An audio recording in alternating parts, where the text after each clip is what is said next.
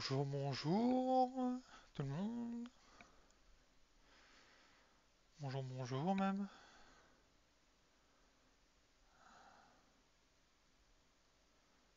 Hum, hum, hum. Euh,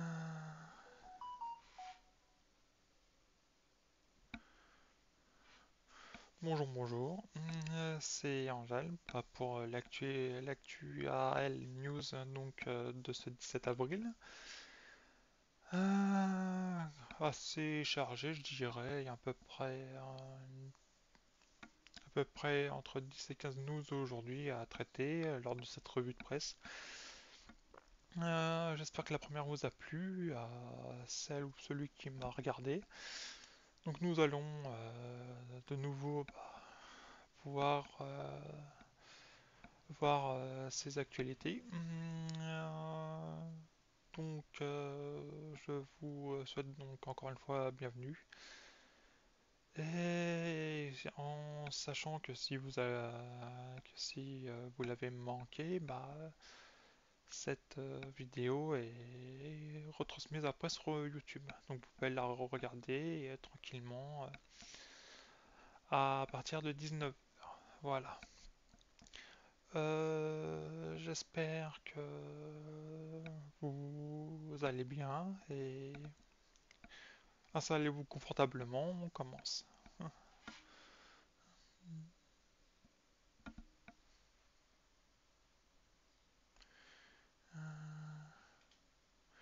Alors, on commence par une mauvaise nouvelle, je suis désolé. 7 jeux Final Fantasy seront retirés du PlayStation Plus le 21 mai prochain. Donc un coup dur pour ceux qui auraient voulu continuer à jouer à ces jeux. Les abonnés du PlayStation Plus Extra et Premium vont bientôt perdre l'accès à plusieurs jeux actuellement inclus dans leur catalogue. En effet, 13 titres s'apprêtent à tirer leur révérence. Dans cette liste, on trouve 7 opus de la saga Final Fantasy.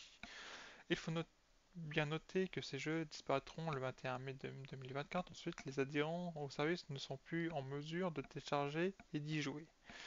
À savoir Final Fantasy 7, 7 Remaster, non, c'est le 7, le 8 Remastered, le 9, le 10 et le 10-2 HD Remastered.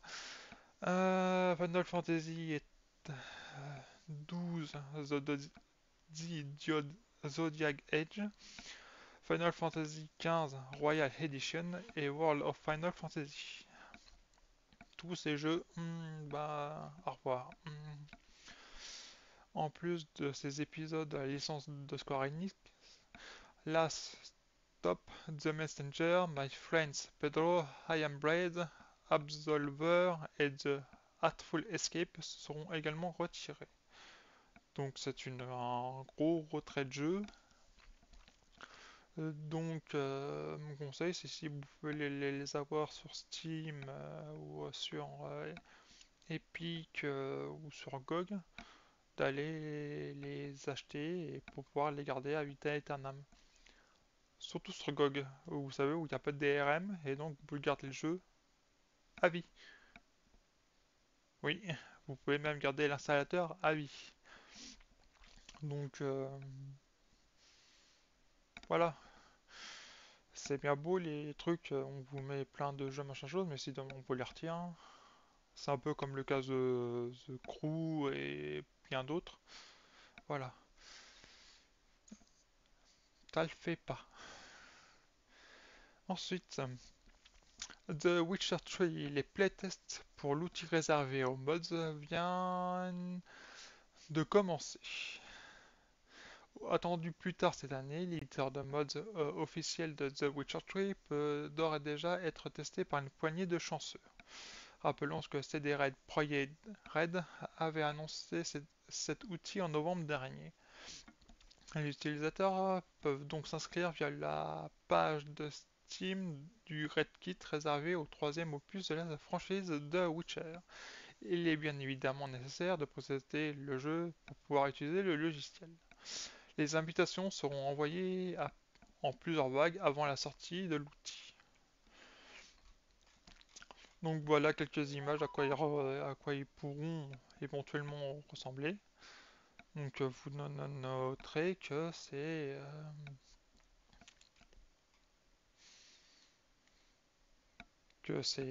oui, c'est ça a l'air complet. Enfin, je m'y connais pas en outils de modding, mais j'imagine que ça a l'air complet et vraiment tourné vraiment vers les modeurs pro. Après, je vais pas non plus tergiverser, hein. On voit juste des images en gros de ce qui. Voilà, voilà. On peut exporter je pense, des modèles 3D. Là, c'est des textures. Après, je sais pas à quoi ça peut correspondre. Le reste. Des effets sûrement pour régler la luminosité. Ça doit être des scripts, voilà, qu'on peut régler pour faire du modding de quête notamment, et voir de la retexture, de la remodélisation à tout va. C'est génial qu'ils aient pas pensé au modder. Ensuite, Take-Two annonce le licenciement de 5% de ses effectifs et l'annulation de plusieurs jeux. Ouh, ça continue. En février, Strauss Zelnick confirmait sa volonté de ne pas licencier malgré un contexte que l'on sait très tendu dans l'industrie du jeu vidéo. Cependant, le PDG de Take-Two Interactive est vite revenu sur son avis initial. Pas bien. Ainsi, l'éditeur américain va se séparer de 5% de ses effectifs. Cela représenterait environ 579 personnes sur les 11 580 recensés en mars 2023.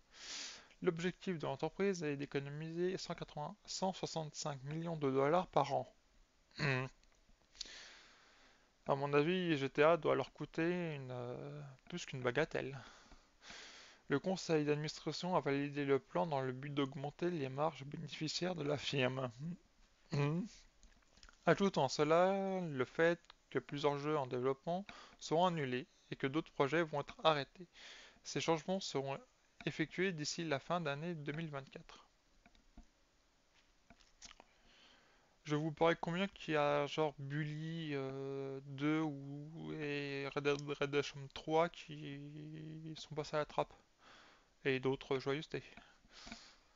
Tech2 Interactive prévoit de dépenser approximativement 200 millions de dollars dans le cadre de la réduction de ses équipes. Cela équivaut à 50 millions de dollars sur l'annulation des projets et 35 millions de coûts liés aux indemnités de départ des personnes renvoyées. Enfin, entre 15 et 25 millions de dollars seront consacrés à la réduction de l'espace de travail pour certaines équipes. D'accord, donc c'est-à-dire en plus qu'ils vont peut-être chercher des bureaux plus petits. N'empêche, pour une société qui fait des milliards et des milliards avec son GTA Plus et via son Grand Theft Auto 5, pour le nommer au complet, waouh, ouais. Économiser sur le dos des employés et de la créativité. Ensuite, Wizards of the Coast parle avec un grand nombre de partenaires pour développer Baldur's Gate 4. Forcément, ça veut capitaliser sur le succès du 3. Hein, dès qu'on a une pool of the door. Il y a peu l'Ariane Studio confirmé ne pas vouloir faire un nouveau Baldur's Gate. C'est donc assez logiquement que Wizard of the Coast se tourne vers d'autres entreprises pour créer le quatrième opus de sa très prolifique franchise. Eugene Vance, vice-président de la stratégie numérique chez Wizard of the Coast, a évoqué le sujet avec le site PC Gamer. On apprend que la firme est en discussion avec plusieurs partenaires qui se montrent intéressés par un potentiel Baldur's Gate 4. Nous parlons avec beaucoup de partenaires en ce moment, nous espérons donc qu'il ne faudra pas attendre 25 ans comme ce fut le cas entre Baldur's Gate 2 et 3. Mais nous allons prendre notre temps pour trouver le bon partenaire, la bonne approche, le bon produit qui pourrait représenter l'avenir de Baldur's Gate. Nous prenons cela très au sérieux, comme nous le faisions pour toutes les décisions concernant notre catalogue. Nous, nous, nous ne nous précipiterons pas. Voilà. Nous ne nous précipitons pas pour décider avec qui nous allons nous associer. Il va dans tous les cas falloir faire preuve de patience car aucune décision n'a été arrêtée à l'heure actuelle. J'ai envie de vous dire que plus l'attente sera longue, plus les ventes seront fortes. Donc le sortir genre 2-3 ans après, voire 4, voire 5, non. Ça doit être, je pense, une licence qui doit se faire justement attendre et comme le bon vin avec son développement, voilà. Surtout que Baldur's Gate 3 a mis, ou 3 comme vous voulez, a, a mis la barre extrêmement haut en aussi bien en contenu que le suivi que ce qui a été ajouté. On voyait vraiment que l'Ariane Studio était vraiment des passionnés. Donc il va falloir trouver un studio de passionnés qui puisse convenir. Koei Tecmo revoit ses prévisions financières à la baisse suite à des ventes décevantes de ses derniers jeux. Ok. Il y a de la déception dans l'air du côté de chez Koei Tecmo. La firme japonaise vient d'annoncer à ses investisseurs une baisse importante de ses projections financières sur l'exercice financier en cours qui s'achèvera le 31 mars 2025. Ça fait 17 jours que c'est terminé, hein. Pour ce qui est des chiffres pour ce qui est des chiffres, les ventes nettes ont été réduites de 11,6% et les bénéfices d'exploitation prévus de 28% cependant. Cependant, les résultats hors exploitation ont été révisés à la hausse avec une augmentation d'environ 8,6%. D'accord. Quoi qu'il en soit, le constat demeure assez négatif. Les ventes décevantes des derniers jeux édités par Koei Tecmo sont pointées du doigt. On parle ici de Rise of Ronin, de Wulong Fallen Dynasty Complete Edition ou encore Fate Samurai Remnant. Ouais. Ça boîte, je pense, de très très bons jeux, voire excellents. Et je pense que le trop plein de samouraïs et de Japon a fait que... C'est mon avis. Trop du même thème aurait peut-être fait que les gens se seraient peut-être lassés en 3 titres, je pense. Donc, et il y a eu déjà notamment chez Ninja, un jeu assez dur sur le thème du samouraï qui a fait l'hype de tout le monde. Et ainsi, et deux, trois, pareil, hein. Là, on sent que les gens, voilà. Enfin, je ne souhaite pas le même sort au fameux Assassin's Creed qui va se dérouler chez les pays des samouraïs, mais voilà, en voyant ça. Fallout 4, le DLSS 3.7 offre une bien meilleure qualité que le DLAA sur le jeu. Ah, désolé. Depuis l'arrivée du 3.7 du DLSS de Nvidia, les joueurs n'ont cesse de démontrer le progrès qui implique cette toute nouvelle mise à jour. Aujourd'hui, c'est au tour de Fallout 4 de mettre en avant l'évolution visuelle apportée par le DLSS 3.7 qui offre un rendu bien supérieur au DLAA. Voici donc quelques comparatives réalisées avec le preset E introduit dans la dernière version de l'Upscaler face au DLAA et au TAA. C'est le vidéaste MX Benchmark PC, tout attaché, habitué à ce type d'exercice qui s'est attelé. Bon, après, vous mettre la vidéo, Là, je pense que vous allez rien voir, ou pas, hein.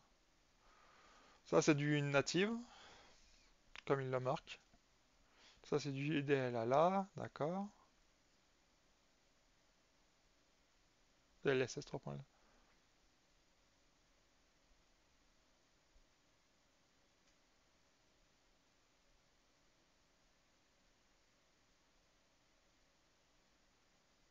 Ah oui, là, moi. Effectivement, Ah oui. Ouais, si on se concentre sur l'arbre, oui, effectivement, les objets lointains sont plus détaillés, oui, effectivement,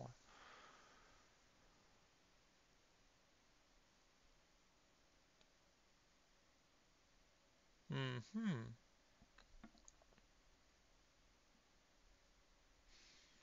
À mon avis, ce nouveau truc c'est plutôt sur les objets éloignés que ça va jouer.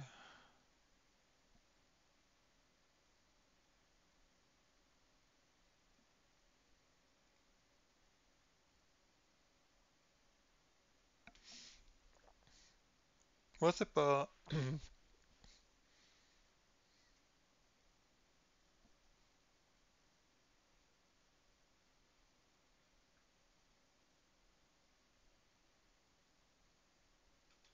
Bon, bah, c'est impressionnant, finalement, en regardant les.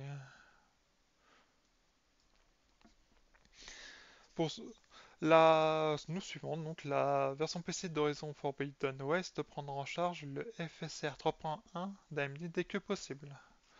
Bonne nouvelle, la version PC d'Horizon Forbidden West devrait intégrer la nouvelle version du FSR d'AMD, à savoir la 3.1, dès que cela sera possible. Voici ce que déclare l'un des programmeurs de Nixis, le studio en charge du portage à la presse. La version courte est que nous attendons en quelque sorte le FSR 3.1 car nous voulions avoir le dernier et le meilleur avant de l'intégrer. Dur Jen Katzman, directeur du studio, ajoute par ailleurs ceci. Nous constatons que les algorithmes de génération d'images nécessitent davantage d'ajustements spécifiques au jeu, notamment ce qui concerne l'interface utilisateur, que certains algorithmes de conversion ascendante. Je pense donc que c'est aussi un facteur à prendre en compte. Donc il y a des algorithmes de conversion qui font le contraire de l'upscaling. J'imagine que c'est le cas si on choisit une résolution en dessous que la résolution que le jeu a été pensé. Genre si le jeu a été pensé en 4K et que si on met du 1080, là il y aura le contraire d'un upscaler, je pense. Nous comprenons donc que les équipes attendent la sortie de la version 3.1 du FSR d'AMD, ce qui ne devrait pas tarder tout en optimisant le tout pour offrir au joueur la meilleure expérience possible. C'est bien. Euh,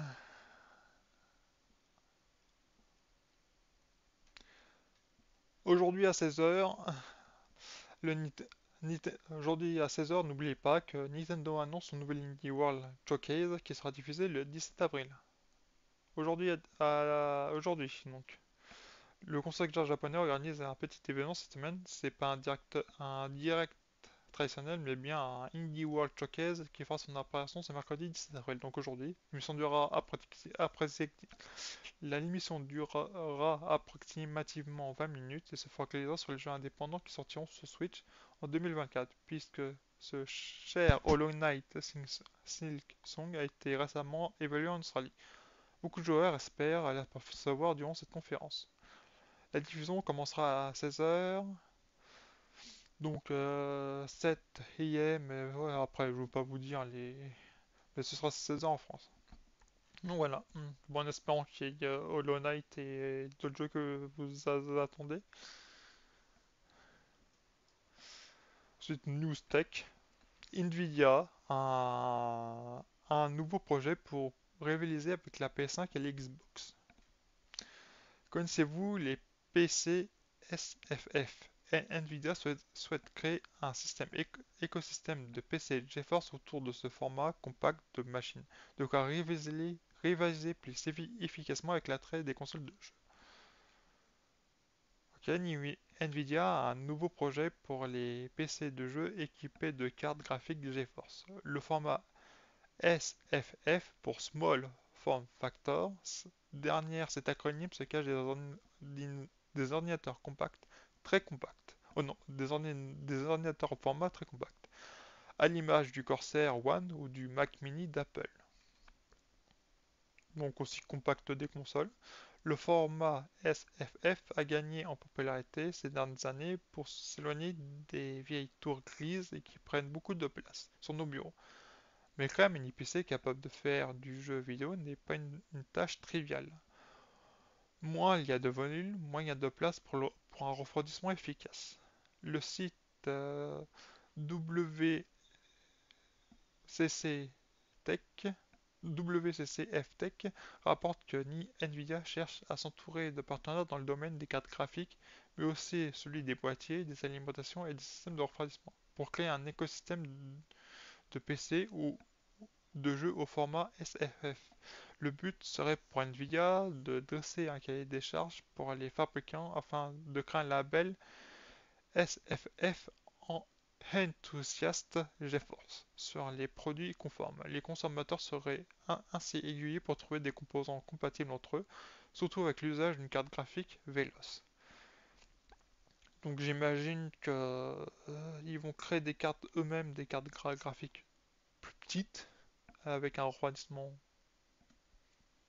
sans doute travailler pour les petits boîtiers, et ainsi que des systèmes de refroidissement aussi bien du CPU que de la RAM, que et d'autres composants pour pouvoir.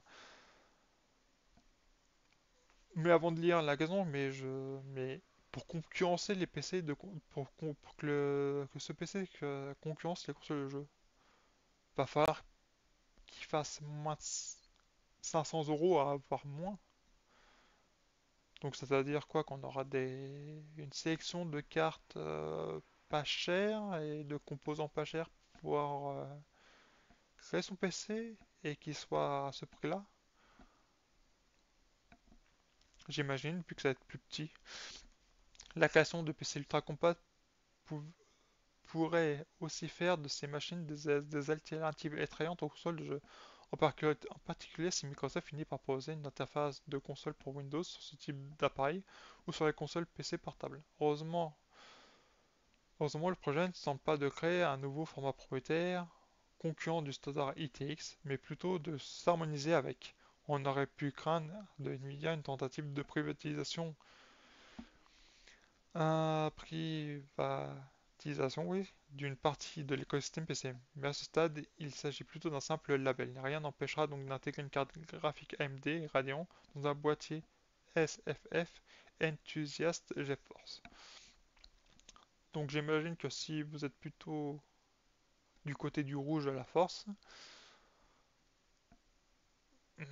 AMD devra faire aussi des cartes qui seront adaptées à ce format. Donc bien, vu que les cartes d'AMD sont souvent moins chères qu'avec Nvidia, ça se rapprochera même encore plus du prix. Donc tant mieux pour le consommateur. Ça non. Il y a un roman pour Freeren va bientôt sortir. Freeren connaît actuellement un succès retentissant, que ce soit dans le monde ou tout simplement au Japon. Aussi, parmi les nombreux ouvrages annexes publiés, un roman sera disponible dès demain sur l'archipel. Nommé Soso no Frieren Zenso, ou Frieren Ouverture, un roman consistera en un préquel composé de 5 nouvelles centrées sur Frieren et ses compagnons d'autrefois. Mei Hashimoku, notamment autrice du roman original The Tunnel to Summer, est l'autrice de cette novélisation. Le roman paraître au Japon ce mercredi 17 avril et contiendra 224 pages. Sa couverture a été aussi dévoilée.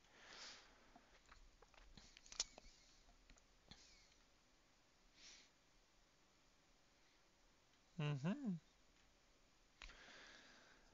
Manga écrit par Kaneshito Yamada et dessiné par Tsukasa Abe en cours depuis 2020 dans le Shonen Sunday. Frieren connaît un immense succès récemment renforcé par l'adaptation animée produite par le studio Madhouse. Le manga est disponible chez nous aux éditions Ki-Un avec 11 volumes disponibles. L'anime, lui, reste accessible sur Crunchyroll. Donc si vous avez aimé Frieren et que vous voulez savoir ce qui s'est pas passé avant qu'on entame comment dirais-je, l'aventure, bah, c'est le bon moyen de voir. Un bon moyen de connaître l'aventure qui s'est pas passée. Dans l'animé, on nous montre plein de flashbacks, plein de micro événements et péripéties, mais on ne raconte jamais ce qui s'est passé vraiment. Qu'est-ce qui a fait que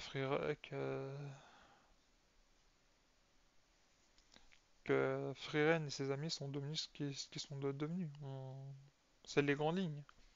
Mais par leur aventure en détail, et ça, ça peut être intéressant, quoi. Donc on a, avec les flashbacks de l'animé, on a moins l'impression de slice of life que l'aventure en lui-même. Enfin, vous me direz que c'est normal. Oui. Et Netflix fait le plein d'animés pour les prochains mois. C'est via un bref sur les réseaux sociaux que Netflix a dévoilé l'arrivée en France de plusieurs animes pour son fond de catalogue. Pas d'exclusivité en vue, puisqu'il s'agit uniquement d'œuvres déjà diffusées ailleurs précédemment, mais voici ce qui devrait tout de même enrichir considérablement l'offre d'animes de la plateforme. En plus de la saison 1 de et Spy Family et des films d'animation de My Hero Academia 2 Heroes et My Hero Academia Hero Rising sont arrivés récemment. La plateforme prévoit prochainement d'autres annonces dont nous vous tiendrons informés. Les saisons 1 de Jujutsu Kaisen, qui a fait 2020-2021, et le film de Jujutsu Kaisen 0 en 2021 arriveront dès le premier jour du mois prochain. Rappelons qu'il s'agit de l'adaptation par le studio MAPPA du manga éponyme à succès de GG Akutami. Voilà. Ensuite, le 15 mai, au milieu du mois prochain, deux autres œuvres accusées seront prévues. Tout d'abord, la saison 1 de One Punch Man, carton de l'année 2015, qui voit le studio Madhouse adapter avec panache les premiers tomes du célèbre manga éponyme de One et de Yusuke Murata. Ensuite, la saison 1 et la saison 2 de Quintessential Quintuplet, produites respectivement par Takuya Productions en 2019 et le studio Biburi en 2021. Celle-ci adapte le manga éponyme, une nouvelle référence de la comédie romantique shonen que l'on doit à Negi Aruba. Donc désolé pour les noms japonais que je prononce peut-être mal. Et voilà. Alors, One Punch Man sur Netflix, c'est plutôt une remise au catalogue, hein. Bon, il y avait déjà One Punch Man sur Netflix. Là, ils le remettent. D'accord. Quatre autres animés sont d'ores et déjà prévus plus tard cette année, sans date précise pour le moment. On a commencé par la saison 2 de One Punch Man, qui fut produite par le studio JC Staff en 2019. Pas la meilleure. On pourra également retrouver la saison 1 de Hell's Paradise, ayant vu le studio MAPPA adapter en 2023 les premiers tomes du manga éponyme de Yuji Kaku, et le film d'animation My Hero Academia World Hero Mission, proposant une histoire originale dans le monde de My Hero Academia ayant été produit par le studio Bones en 2021. Enfin, ce sont la saison 1 et la saison 2 de The Rising of the Chill Hero qui sont également au programme. Initialement diffusées en 2019 et 2022, elles voient le studio Kinema Citrus adapter le light novel éponyme écrit par Aneko Yusagi, illustré par Nami Seiya, toujours inédit en France à ce jour, mais dont l'adaptation manga a été éditée dans notre langue par Doki Doki. Voilà. Donc si vous voulez faire le plein d'animes, que vous n'êtes pas abonné à Crunchyroll, ni à ADN, ni à Disney+, mais que vous avez un abonnement à Netflix dans ces cas, dans ce cas-là, bah voilà, vous allez pouvoir vous régaler aussi.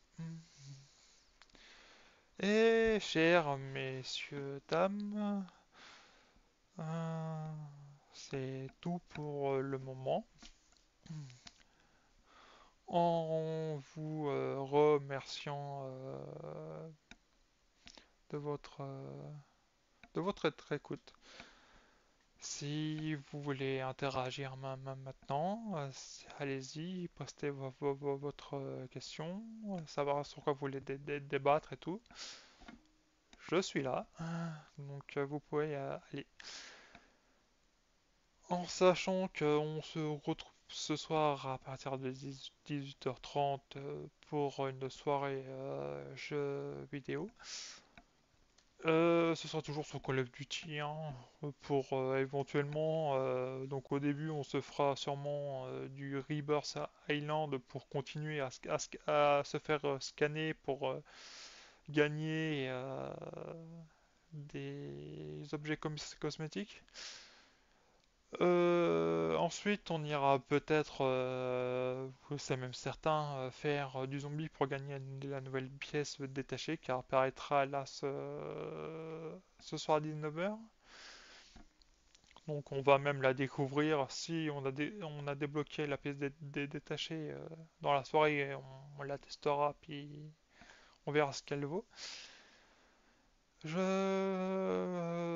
vous diffuserai cette actuelle news à le plus tôt possible pour que vous l'ayez à 19h pour pouvoir manger et tout. Et comme ça, vous l'aurez au moment du dîner. J'espère que cette